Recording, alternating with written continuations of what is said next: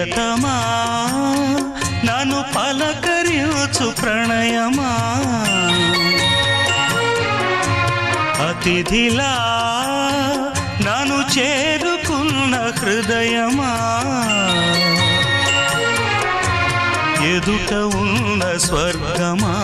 చెదిరిపోని స్వప్నమా కనులలో